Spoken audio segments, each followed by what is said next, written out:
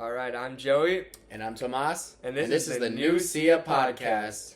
All right, welcome back. This is episode 2. Today we will be talking about Saint Thomas Aquinas, which is also the name of the college that Joey and I attend. So I think we're just going to kind of go into what life's kind of been like from, last week's episode to this week's episode. So how'd you take the floor on that one, Joey? All right, well, the faith life I think has been doing pretty good. I just started Eucharistic ministering. I got my official card, and I've been doing that at daily mass. And I've just been trying to pray and stay thankful. Everything else has been going good. I just got a new PR in the mile. Nice. Ran a 5:01. We're almost sub 5. And yeah, classes have been going good. A lot of homework, but we're powering through it. So, how about you, Tomas? Life has been insane, but sort of in a peaceful, actually very much a peaceful way. So I've just got into a new routine, which is actually perfect because that's kind of what we're going to talk about here later on in the episode. Every morning starts with drinking a big cup of water, taking a shower, and then just going straight into the rosary. I've been kind of praying the rosary roughly around the last 2 weeks of my life, and it has changed things extremely. It's just, the life is just, it's on the right course. Good. It's on the right course for me. I feel it's that way, and I know it's that way. And it's just through that, approximately a 25-minute prayer of meditating on Jesus' life through the point of view of Mary's. And it's helped me in so many ways. Talking about a dinner tonight, that my screen time has been pretty much averaging 45 minutes over these last 14, 15, 16 days or so. It's been great. This is the stuff that I like doing on my free time now, opposed to just scrolling endlessly. Mm-hmm. So, yeah, life's going great. Also, on the note of Joey being a Eucharistic minister here at Aquinas College, I lectured for the first time ever in my life. I did the responsorial psalms. It was great. I Mass ended and so many people came up to me and said nice things about how I sounded, which was great because I wanted to do that basically for the last at least 2 years. I thought about it and the opportunity came. Said yes, took a small act of courage, and I loved it. So yeah. Tomas has a really good singing voice. Was this your first time in the choir as well, or have you? I did choir in middle school, and it was a big choir, and then this was my second time here, being in the choir at Mass. So, good. Yeah, it was amazing. Thank you. Anyways, moving. Oh, also our name, New Sia Podcast. I think we should talk about that a little bit. We pretty much were, thinking of what should we name the podcast, and I had the idea of, the first Council of Nicaea, right? Is the first of 21 ecumenical councils? Yes, 21. And so, obviously, we're not, that was in 300 something AD, and so we're in the 2000s, so we're still holding true to the doctrine, but we're the New Sia Podcast. So, yeah. All right, so let's get into our topic of Saint Thomas Aquinas, and Joey will start us off. Yeah, so I wanted to start off just, a little bit of history about him. So, obviously, he's played a pretty big role in both of our lives, I'm sure, going to Aquinas College. We chose it for a reason. But Thomas Aquinas was born in Roccasecca, Italy, which I had to learn how to pronounce. He lived from 1225 to 1274 AD, which makes him 49 years old when he passed away. And he was born into kind of a noble family and nobility. Definitely above the middle class. So he went, I don't remember if he was 5 or 10 years old when he went to get his education, and he was called to be a Dominican friar, which we actually have Dominican friars that live on campus, which is awesome. Yep. Shout out Father Joe and Father Bob. Yeah. And so pretty much he wanted to become a Dominican friar, and I believe his family was kind of pushing against that, so they kind of held him prisoner or something for a year. But yeah, then he ended up becoming a Dominican friar, and I've heard online that he was very he enunciated, he spoke slowly but clearly, and so people in his brothers would call him the dumb ox because he would speak slowly, which I think is pretty ironic considering he's known as the like angelic doctor of the church. Exactly, and I think I've had people in my life where it's like they talk in that very soft, perfect enunciation and calm voice. It's like that's me. In my opinion, that's more effective than yelling. Just 100%. Just a little sidetrack note there, but I mean, there's something special when you just really get your point across, and if it's in a slow way, I mean. And clearly he could, yeah. So he wrote his two big books that he's famous for were the Summa Contra Gentiles and the Summa Theologiae. So the Summa, I was kind of interested, like, where did the name come? Because Summa is in both of them. So I found that Summa is summary, so it's the theological summary for Summa Theologiae. And then Contra is contrary. So that's why Summa Contra Gentiles is basically like a book it was the first book he wrote, and it was essentially refuting the pagan beliefs. Like it was the defense against the pagan beliefs, which for Christianity, of course. Okay. And then Summa Theologiae is his like philosophical kind of theological book. Got it. Which is unfinished. Is it a theologiae or a theologica? I think you can say it either way. Okay. I've heard both. All right. Yeah. Sweet. But I'm not sure. So. All right. Just curious there. Anyways, yeah, so I wanted to focus today on two of my favorite things that he was known for, which were his 5 arguments for the existence of God, and then his, like, I guess you'd call his equation of truth. So what do you think we should start with? I'll start with the first one you said. Okay, so his arguments for God, I had to write some of these down because they're thought experiments, you know what I mean?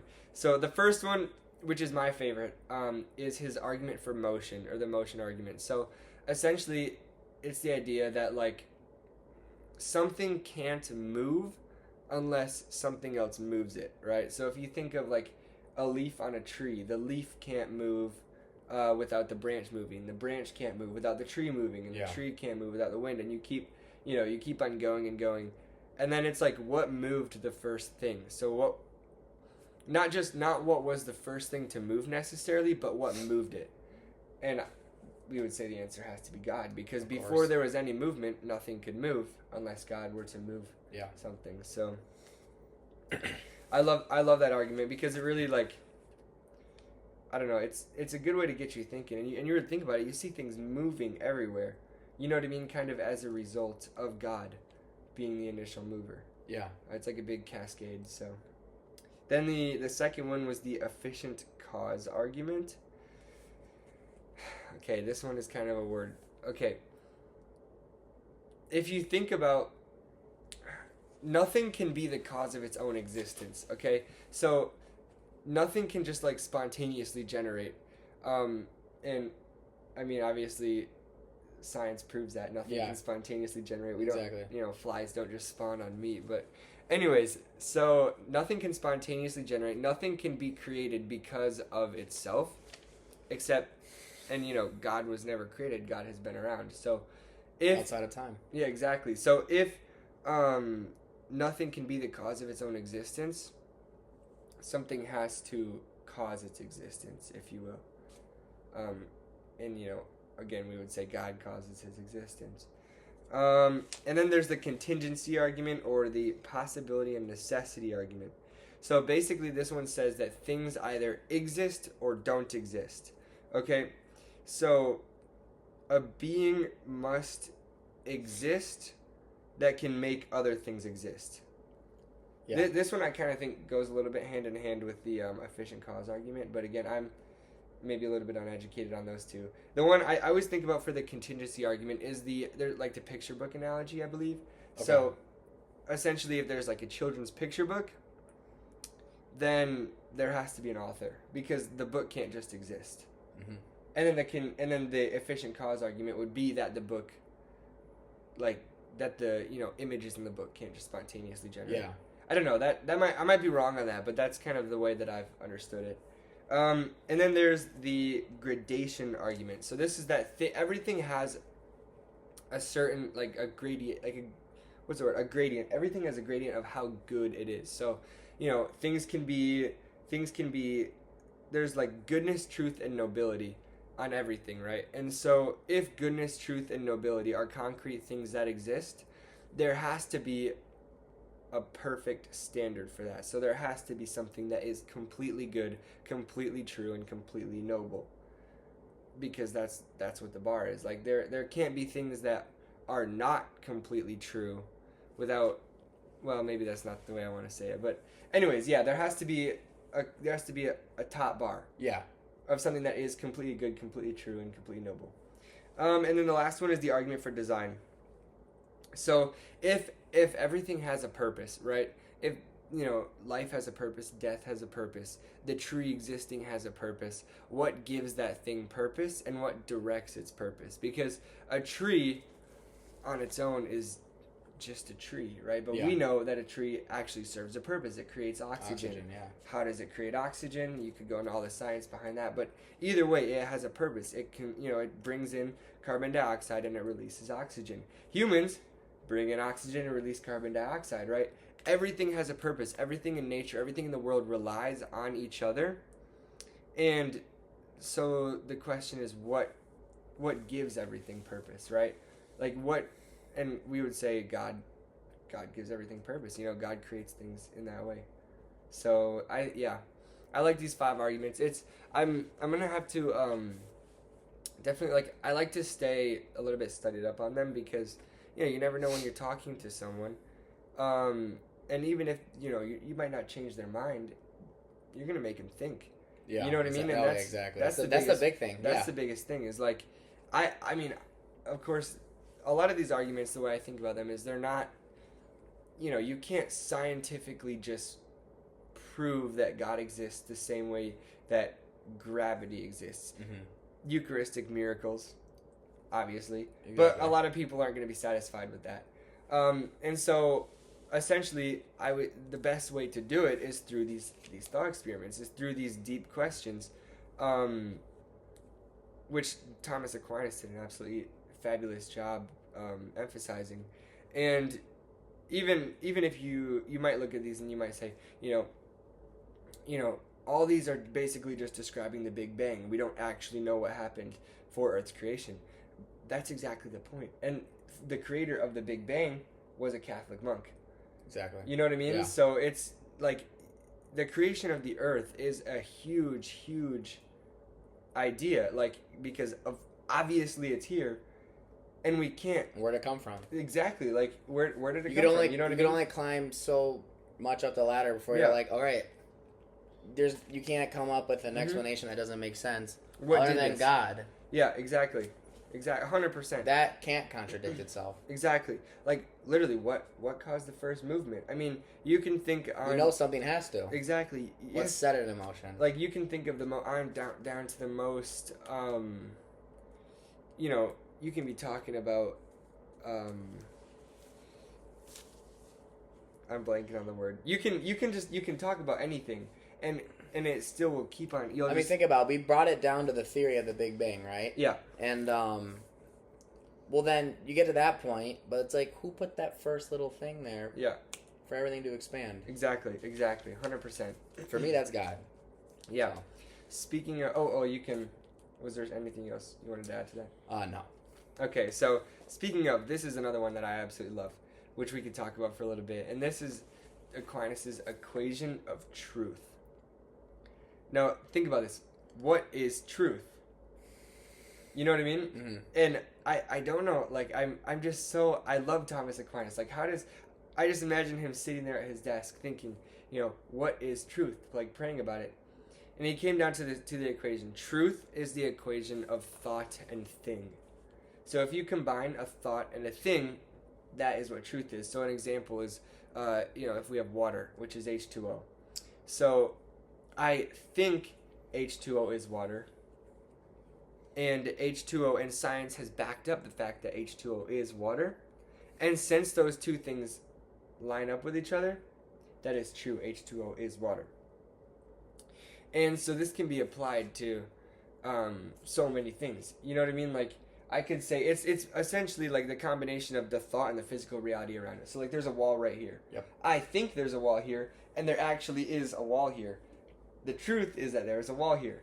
You know what I mean? And so Pretty simple stuff. You can be, in a way.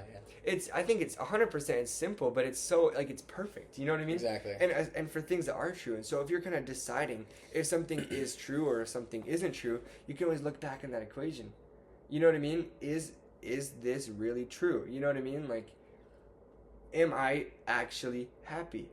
Is a good one, or am I actually being faithful? Well, yeah, I'd say that's what I like the word happy there, because that's what's, what Thomas Aquinas was really trying to say here. Yeah. What, as intelligent beings, what do we strive for? It's that happiness. I think we talked a little bit about that last week. At least we hinted at it. I think I did say that. I think you did, yeah. Like, that's what we strive for. And then you kind of go into truth, and it's like you just look at how you were made morally, and your moral code, your moral compass. You know what feels good, you know what is good, and you know what we need to do, as people.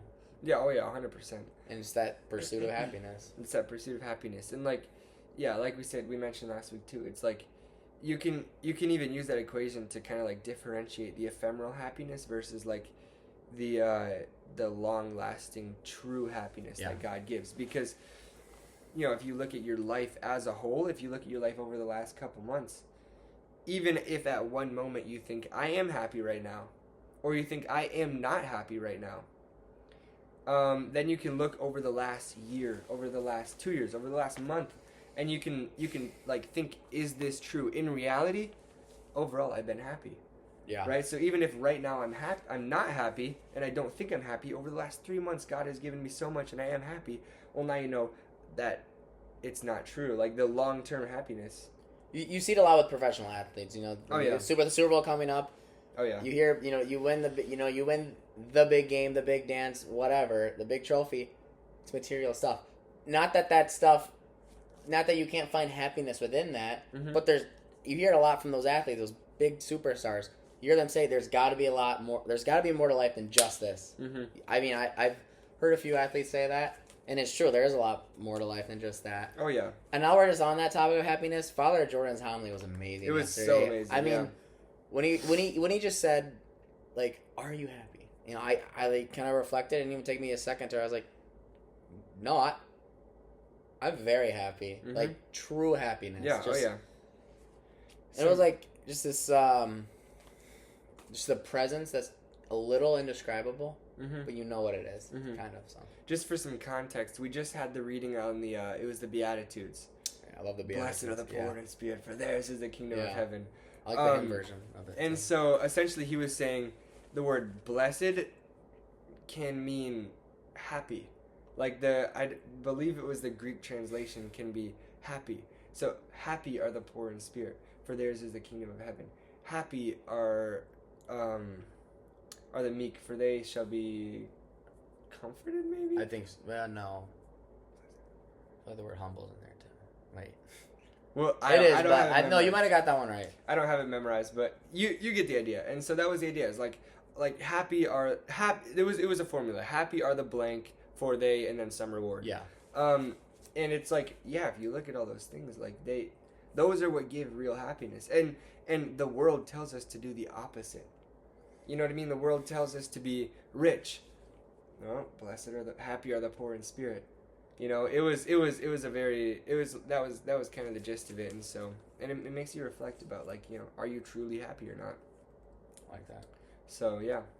Everything you got? Yeah, what else did you have? So, I just kind of want to touch up on just kind of human behavior, and then just bring it back to habit. So, just some of the way, and then the Summa Theologica is what I wrote. So, I'm sure it's the same thing, yeah. It's just kind of like the philosophy of habit. So, like, there's something that triggers a habit. So, for me, it's like, waking up. I mean, I think I'm saying that right. It's like waking up. And then it's like what do I, like, kind of what I was saying earlier, like, what do I do when I wake up? What's that routine? The routine aspect of it is like, all right, every day I drink a lot of water, enough water, not too much, but just enough, right? A good portion. Can't get dehydrated out here in the winter. And then it's like my body's awake. I gave it something that my body needed. You're really dehydrated when you wake up. took a shower, prayed the rosary. And then it just, St. Thomas Aquinas touches on a good habit turns into a form of virtue. And then just sort of how a virtue can make you become a great character. So I just kind of want to touch up on the cardinal virtues that St. Thomas Aquinas went into a lot of depth about. Those 4 virtues are temperance, fortitude, justice, and the queen of the cardinal virtues, prudence. Now I say that because if you have good prudence, you have the other 3. You know, if you have good prudence, you're working the other 3 within that one, which is really cool because I found that out like a few days ago, and I was like, oh, I never thought of it that way. So I just kind of want to touch up on temperance. Short example of how I was thinking about it, and I have felt that I've been doing a great job on practicing that virtue, especially the last few weeks here, where it's like not having too much of something, but also not enough, but not enough of it too. So it's like finding that great like medium line of different things we need as people. For example, I'll say food. You don't want to overeat. That would be called gluttony. Yeah. But that doesn't mean don't eat at all. So it's like, what does my body need, right? Not necessarily what it wants. So it's like, what can, nourish my body, after maybe a hard workout, lift, both of them, like, what do I need? And then just another one, we just look at, it's more of the social virtues like justice. A lot of the stuff that St. Thomas Aquinas talks about is that human dignity, because we all have it. I mean, let's be real. You can look back at a time in your life, and maybe you saw someone get picked on, bullied, and it's not just an elementary school thing. It could have been a high school thing. You might even see it in your 30s. I don't know. There's forms of it.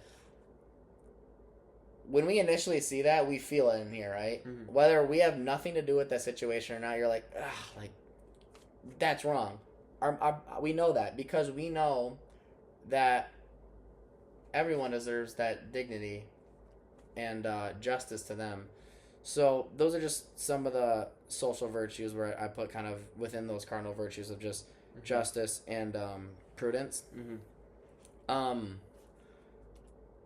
I just want to go back to how he said virtue builds a form of character, because I really felt that currently. For example, you look at something that maybe a lot of young people like ourselves look, what are we currently thinking about? A lot of it is vocational stuff, whether that is marriage or priesthood. So something that I've really have thought about, it's like, okay, I could be called to either one of them. I'm open to both. But I could simplify it to a man of virtue and a man of prayer equals, good disciple. But more so, it's like, no matter what season of your life you're in now, live it to the fullest.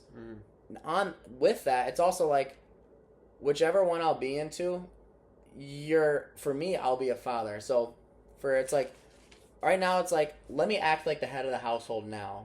And by me doing that, I'm practicing these cardinal virtues here, right? And also building a routine. And that's not just dignity for other people, that's dignity for myself too. So it's like, do I just think about what opportunities might come later in my life, or do I practice those now? So think like a father now, whether that's a father of all the parishioners that you may have, or a father of your kids, or a husband to the church, or a husband to your wife. How do I start thinking like that right now?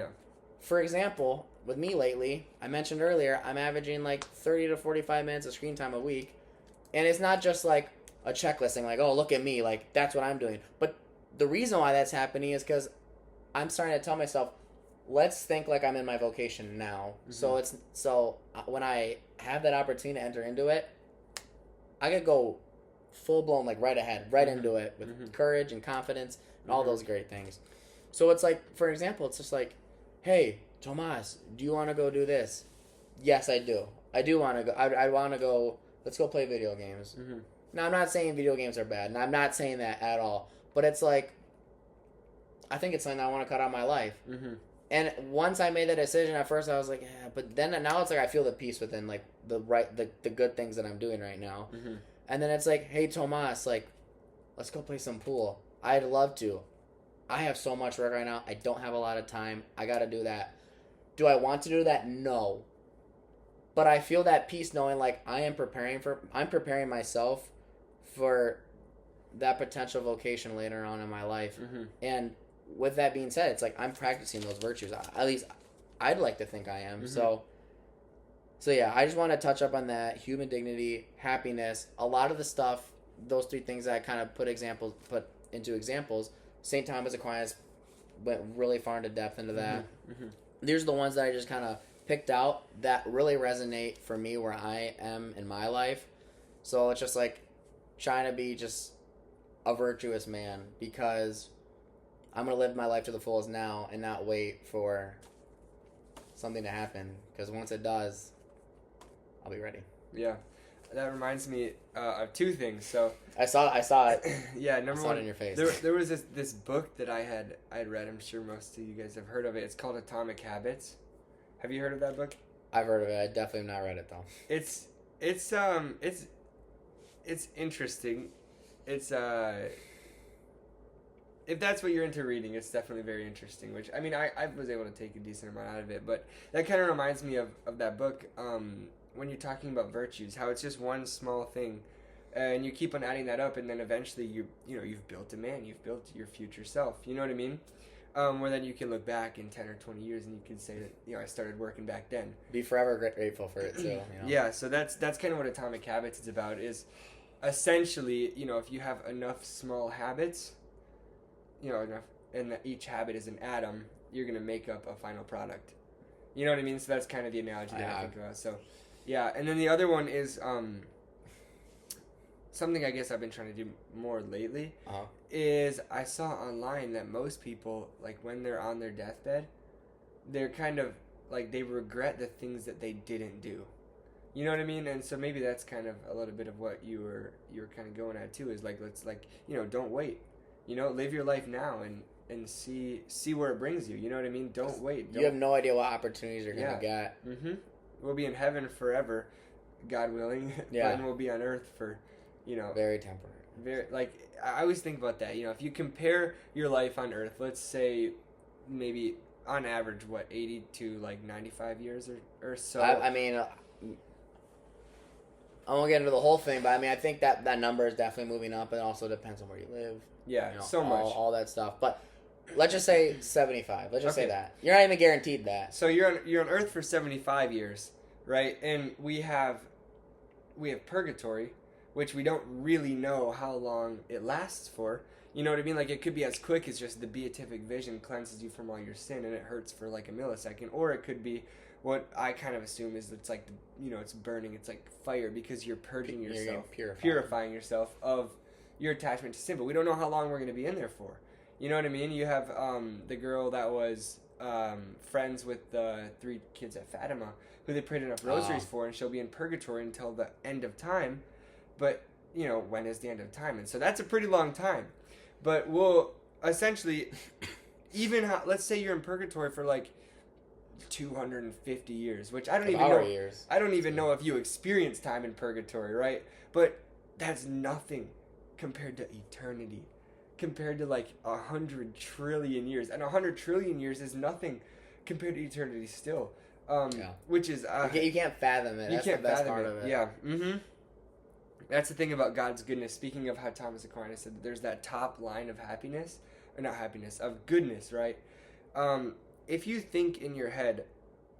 if you try to imagine God in your head in his fullest goodness, the real God is greater than that. You can never ever imagine. I haven't even thought of it that way. You can never imagine a God that's as good as he really is, because it's unfathomable. You know what I mean? So no matter how good you think God is, as soon as you think of a greater version of God, you're never there, and that just keeps going. And just think about that. So man, what a blessing. Yeah. So I do have something that came to mind, and I bet you probably know the answer to this. Was Saint Thomas the Aquinas, was he the guy who also came up with okay, you got kind of 4 options here. Either You could live this life of discipleship, and you could be wrong, and there's no heaven. You can live this life. You can not live a discipleship of. You can not live a life of discipleship, and you could be wrong, and then you're doomed in a way. And then and it just keeps going or you could live it and it not be real. It's like, okay, at least then you lived a good life, but then you wasted your time. Mm-hmm. And then the last option, whatever the option I didn't say, I think just you don't live it and it is real, and it's like, but only one of those four work, right? Yep. I don't know if that was him. I'm just asking. It came to my mind. I don't know 100%. I have heard this and before. That has a name to it. Like the sequential, Yeah. Yeah, I've heard I've heard of that before. I don't know if it definitely could have been Sounds like Aquinas, something. 100%. Because that's I want to say it is. I don't know. So yeah, I thought you would know, but that's all right. Yeah, maybe next time. I don't know. I'll have to learn about it. We can bring it up next time. But it's always a blessing. Let's see what we're at here. Perfect. All right. That's all I got. That's all I got too. So a little bit shorter than last week, but yeah. I'm glad we picked this topic. Yeah, 100%. We'll have some good topics in the future. And so we've just been kind of thinking about, whether to keep on doing it on saints. I mean, I think we're definitely going to bring in some aspects eventually of, like, we're both runners. And so I think even, like, the willpower that it takes to be, like, an athlete is a really important thing. And you can use that to glorify God. You can use everything to glorify God. So I think we might talk about athletics and relating to God. We talk about saints. We can talk about so many things. We got a lot to talk about, but I cannot wait. We're just at the beginning of this thing, so yeah. Alrighty, well, have a good week, everybody, and peace. Yeah, peace out.